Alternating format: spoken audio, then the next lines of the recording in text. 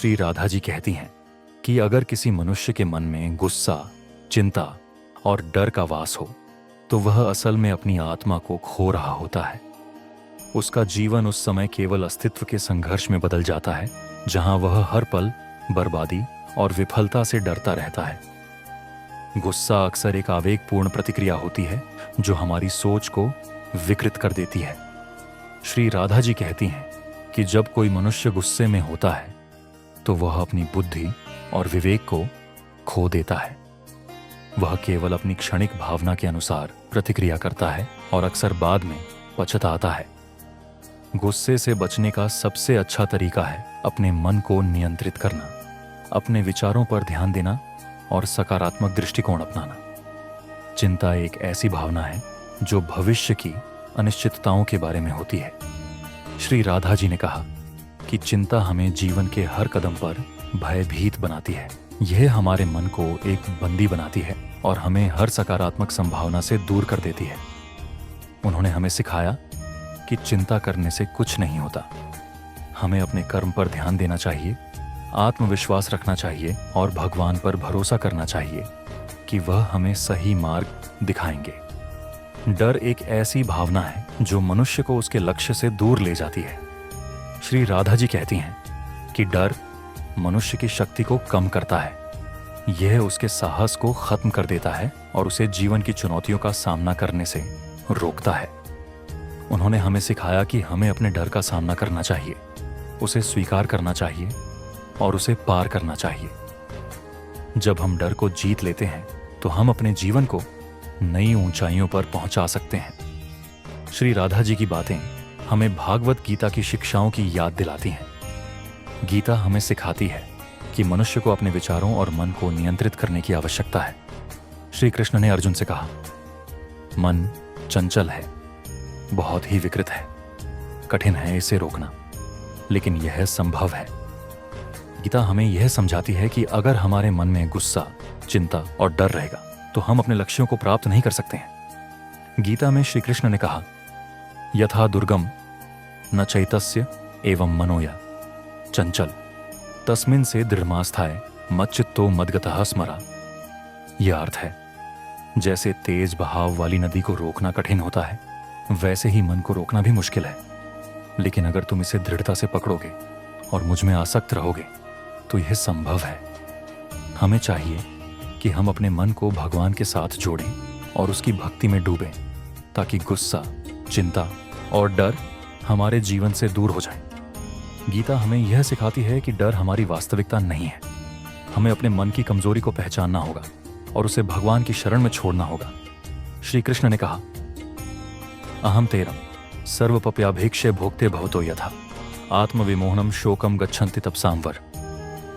इसका अर्थ है, हे अर्जुन, मेरी शरण में आओ, मैं तुम्हारे सारे भय मिटा दूंगा। हमें अपने डर को दूर करने के लिए आत्मविश्वास और भगवान की शरण में जाना चाहिए। श्री राधा जी हमेशा ध्यान और प्रार्थना पर बल देती थीं। उन्होंने हमें सिखाया कि हर दिन आधे घंटे का ध्यान हमें मन की शांति प्रदान करता है। यह हमें हमारे विचारों को नियंत्रित करने में मदद करता है और गुस्से, चिंता और डर से बचाता है। प्रार्थना हमें भगवान से जुड़ने का रास्ता देती है और हमारी सोच को सकारात्मक दिशा में ले जाती है। गीता हमें सिखाती है कि सकारात्मक सोच ही हमारे मन को शांति प्रदान कर सकती है।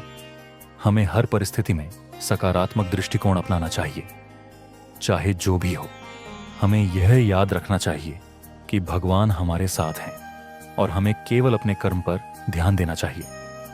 श्री राधा जी कहती हैं कि हमें अपने विचारों और भावनाओं का आंतरिक विश्लेषण करना चाहिए। हमें यह देखना चाहिए कि हमारे मन में कौन सी भावना अधिक है, गुस्सा, चिंता या डर। जब भी हमें इनमें से कोई भावना आती है, हमें यह समझना चाहिए कि यह अस्थायी है और हमें इसके नियंत्रण में नहीं आने देना चाहिए। गीता हमें सिखाती है कि हमें अपने कर्म पर विश्वास रखना चाहिए। हम जो भी करते हैं वह हमारे भविष्य को निर्धारित करेगा। हमें अपने कर्म में सत्य और ईमानदारी बनाए रखनी चाहिए और परिणामों की चिंता नहीं करनी चाहिए। गीता में श्री कृष्ण ने कहा, कर्मण्येवाधिकारस्ते मां फलेषु कदाचन मां कर्म फल हेतुर्भूर्माते संगोस्त्व कर्मणि।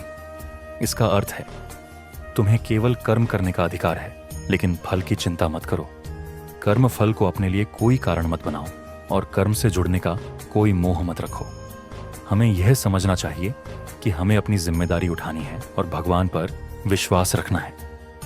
श्री राधा जी की शिक्षाओं को अपने जीवन में लागू करने के लिए हमें रोजाना ध्यान और प्रार्थना करने की आदत डालनी चाहिए। इससे हमारे मन को शांति मिलेगी और हम गुस्सा, चिंता और डर से मुक्त हो सकते हैं। हमें अपनी सोच को सकारात्मक दिशा में बढ़ावा देना चाहिए। हमें यह याद रखना चाहिए कि हम जो भी सोचते हैं वही हमारी वास्तविकता बनती है। इसलिए हमें हमेशा अच्छा सोचने की आदत डालनी चाहिए। अपने दिन के अंत में हमें यह देखना चाहिए कि हमने पूरे दिन में क्या सोचा और महसूस किया। हमें यह देखना चाहिए कि हमने किस स्थिति में गुस्सा, चिंता या डर का सामना किया और उसे कैसे नियंत्रित किया।